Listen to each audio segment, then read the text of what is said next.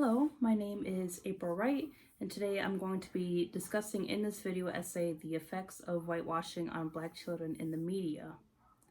For years, white people have looked through the Eurocentric lens and found ways to belittle, lower the status, and the value of Black people with the help of media. Today, I'll be identifying different forms of media that will be mentioned in this video essay, including books, movies, and video games. Before we start, I want to identify some terms that I'll be referencing within this video essay, and it's only two terms. The first term is Eurocentric, which is favoritism of the Western culture and history, which is predominantly white. And the second term is colorism, the preference of lighter skin tones or lighter shades of Black, specifically mentioned in this essay, instead of darker ones or darker skin tones. This isn't only applicable to Black people though. This can also go for Asians, which an example of a form of media using colorism with the race Asians will be mentioned later. Okay, so first we're going to be starting with books, and oftentimes when characters are described in books, their skin color is rarely mentioned bluntly. They don't outright say white or Black or Hispanic. They use character traits to describe them, like their hair, the way their hair falls, the way they dress, the way they their facial features are built. However, it is noted through the character's actions as well. These actions are often stereotypes that are used in reality. Like, for example, if you were trying to describe a Black character in a book, you would often put them in poor neighborhoods with lack of parents or gang violence or drugs, compared to if you were describing a Caucasian character, they would be brought up in nice environments with wealth and little to no struggles that aren't relevant to the book's plot. With that being said, there is good and bad portrayal of race in books. The ways of stereotypes that I just described is a bad way to portray characters in books. Labeling the race of a character, specifically white, to me shouldn't be necessary unless it's like severely relevant to the plot. Like, for example, if it was an autobiography, of course you would want the races to be same as the ones in real life. There would be no reason to whitewash the characters that are real people in like an autobiography or a biography and so on. However, it is positive to portray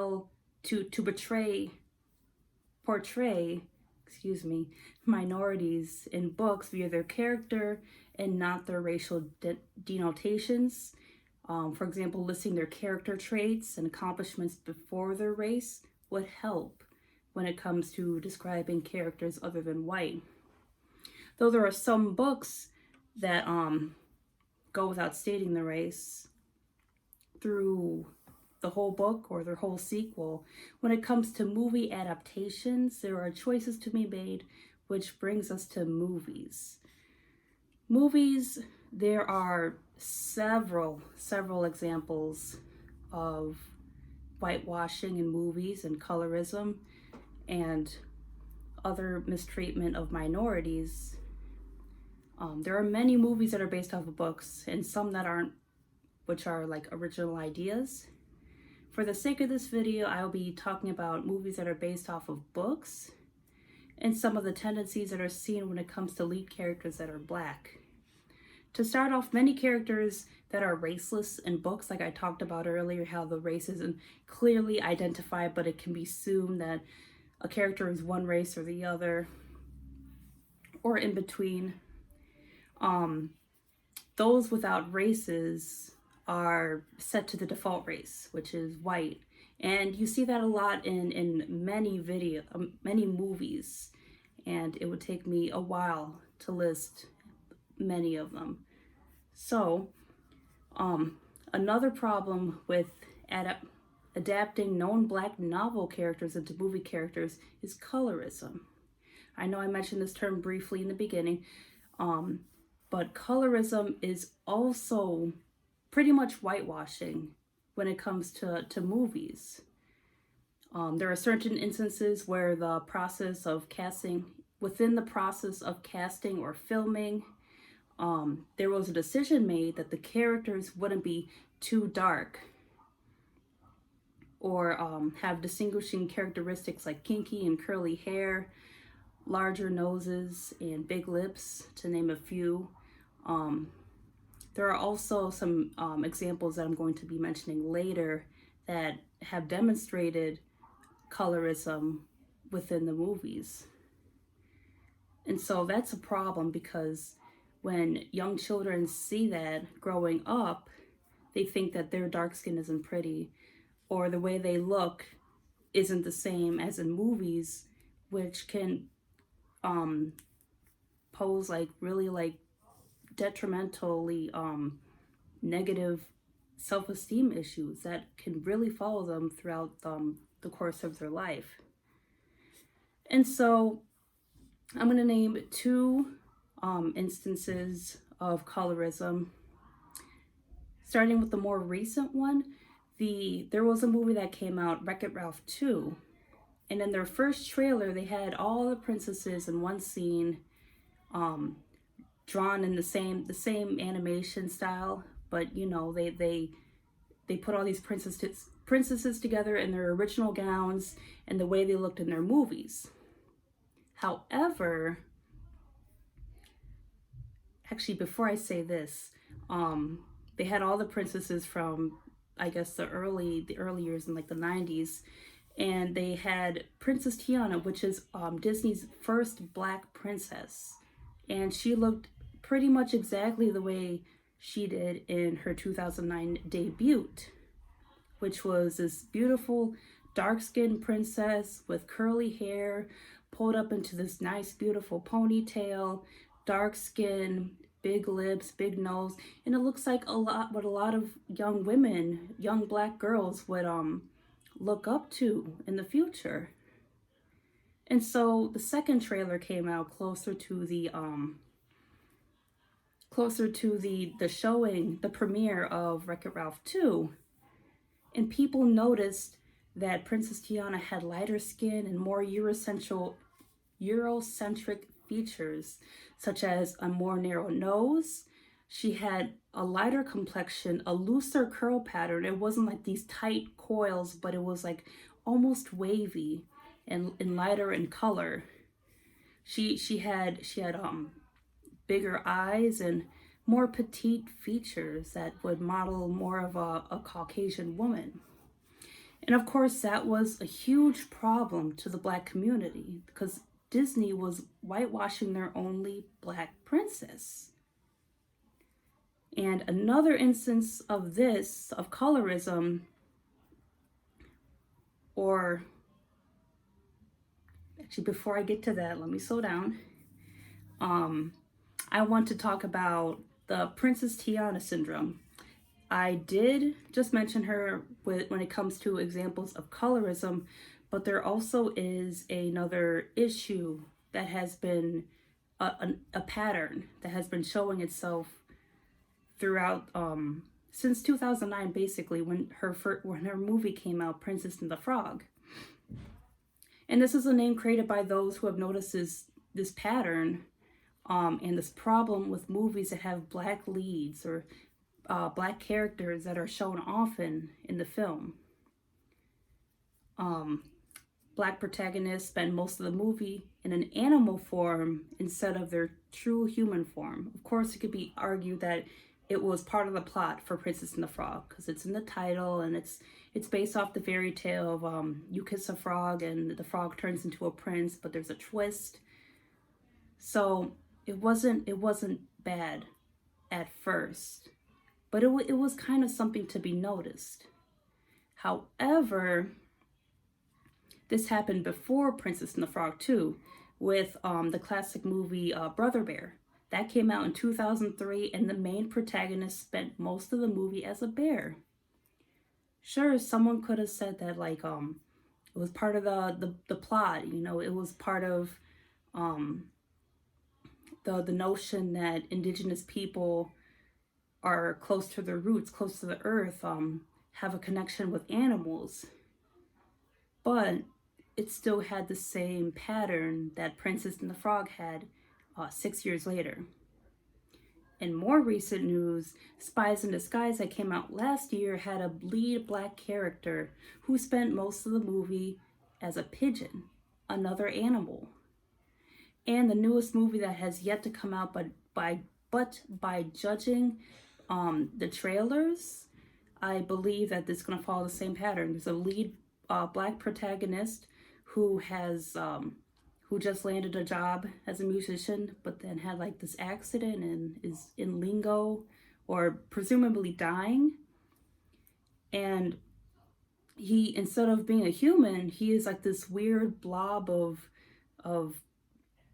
ghostly aura, basically a soul. That's what it's called. The movie's called Soul, and it hasn't come out yet. It's due to come out next month in June 2020. However, it is following the same path, and people have noticed this, and people have written about this, and it kind of drives the point home to these young black children that they're not equal to humans. They're beneath humans. They're seen as animals or less than white people, basically, that they're animals. And it kind of referenced like all the way back to the three-fifths compromise. And it's kind of terrifying to see that this concept is like still being like retold over and over in these kid-friendly films. Sure, it's kid-friendly, but the pattern and the I guess the moral behind it is that like we'll never be equal. And it's kind of it needs to change. It's kind of scary that our kids are growing up watching these movies and wanting to be birds because or some sort of animal because they see it. They say, "Oh, he's like me or she's like me. She's like living her best life," and then she just turns into an animal and stays like that until she changes. And it's scary, honestly. But next I want to talk about video games and how we see whitewashing in video games. Many video games cater to all ages. You see games that are meant for toddlers, and then teens and young adults and people older than that. However, when it comes to catering to different races, many don't really meet the expectations that need to be met, especially in this day and age. Lack of diversity in video games often goes under the radar because maybe some people don't play video games, or they don't notice the lack of diversity first. They don't see a game come out and say, "Oh, there's only like one black person or none at all or any minority." They focus on the plot first. And if they're reviewing the game, then they bring diversity in. Diversity comes second. It seems in video games, even though it should come first. This is a problem because it shows young minorities that only whites can go on adventures and be the hero everyone needs and be the savior and however, the one big video game series that has a lot of diversity that I've seen is GTA or Grand Theft Auto, like the whole series. However, many of the minorities are seen or shown in bad lighting. They're robbing things, they're stealing, they're murdering, they're carrying guns and weapons. And sure, it's part of the game. It's supposed to be fun, but it's just bothersome in a way that like blacks and whites have to fight all the time, especially in game form. Another popular game that has like the same themes of violence is Call of Duty, the Call of Duty series. It also has some diversity, but has the same violent themes, with the black characters being second to the white ones. And in a lot of games, black characters aren't really playable, or they have to be unlocked. You have to go out of your way to be a black character, which to me shouldn't be, that shouldn't have to matter. Like everything should be like unlocked. Sure, there's reasons behind them being like unlockable content, but it's it goes with the pattern, the Princess Tiana syndrome, which I'm not sure if I mentioned before, but that was the term that people use. However, I think people should pay more attention to diversity in video games. I'm not saying boycott all the games that don't have diversity, but just pay attention. Just look at like the games that you have at home and see like does it cater to people other than white, minorities, blacks, Asians? Do they cater to indigenous people and Hispanics and so on? So coming to a close, my conclusion is that though there are many more diverse books, movies, and video games than there were before, I'd say like a decade before, I talked about false and stereotypical representation of blacks and the use of colorism and the Princess Tiana syndrome in movies and the go-to roles of black characters in video games. This topic is still relevant today and needs to be talked about more because of the black children this affects. The lack of representation causes black children to not believe in their potential, have low self-confidence, and feel as they aren't as important or equal to whites. And so that concludes my video essay, and thank you for watching.